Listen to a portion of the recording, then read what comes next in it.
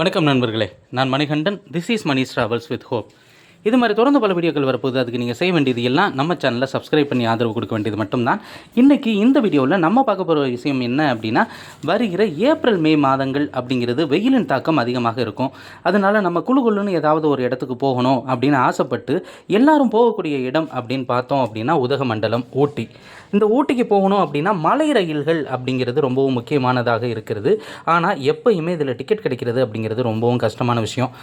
நம்ம நினச்சி கூட பார்க்க முடியாத அளவுக்கு வெயிட்டிங் லிஸ்ட்டில் கூட இருக்கும். அப்படி இருக்கக்கூடிய சூழ்நிலையில் இப்போது ஒரு அறிவிப்பு அப்படிங்கிறது தெற்கு ரயில்வேவின் சார்பாக வெளியிடப்பட்டிருக்கிறது. அது என்ன அறிவிப்பு அப்படின்னா, சிறப்பு ரயில்கள் இயக்கப்பட இருக்கிறது. இந்த சிறப்பு ரயில் எங்கேருந்து இயக்கப்பட இருக்குது அப்படின்னா, மேட்டுப்பாளையத்திலிருந்து ஊட்டி நோக்கி இயங்க போகுது.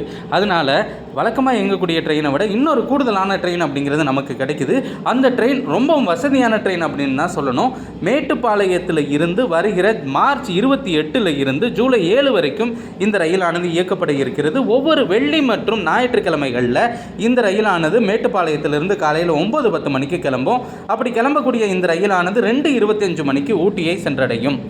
இதில் என்ன பெரிய விஷயம் அப்படின்னா, ஊட்டி வரைக்கும் போகும்போது 40 ஃபஸ்ட் கிளாஸ் பெட்டி அப்படிங்கிறது இருக்கும். 40 ஃபஸ்ட் கிளாஸ் பெட்டினா ஒரே பெட்டியில் 40 ஃபஸ்ட் கிளாஸ் சீட் அப்படிங்கிறது இருக்கும். அதுக்காக 40 பெட்டியெல்லாம் இருக்குன்னுலாம் சொல்லிட முடியாது.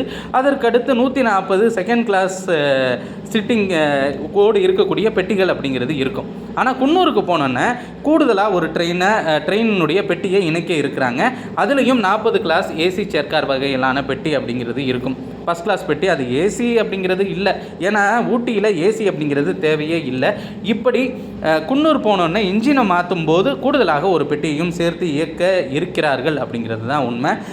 இப்படி 9:10 மணிக்கு மேட்டுப்பாளையத்திலிருந்து கிளம்பக்கூடிய இந்த ரயிலானது 2:25 மணிக்கு ஊட்டியை போய் சேர்கிறது. அதே மாதிரி ஊட்டியில் இருந்து ஒவ்வொரு சனி மற்றும் திங்கட்கிழமைகளில் காலையில் 10:25 மணிக்கு கிளம்பக்கூடிய 11:25 மணிக்கு கிளம்பக்கூடிய இந்த ரயிலானது 10:25 கிடையாது, 11:25 மணிக்கு கிளம்பக்கூடிய இந்த ரயிலானது 4:20 மணிக்கு மேட்டுப்பாளையத்தை வந்தடைகிறது.